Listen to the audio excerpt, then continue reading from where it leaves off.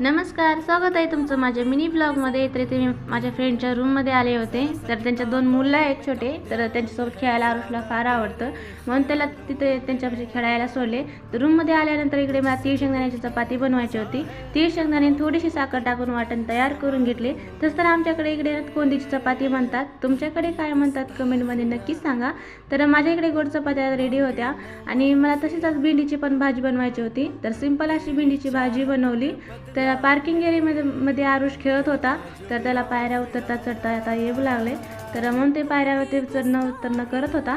तर तसेच आता दादासोबत खेळत पण होता आणि मिक्सरच्या भांड्यासाठी ते दादासोबत भांडणं करत होता. तुम्ही बघू शकता किती छान असं खेळत होता तो.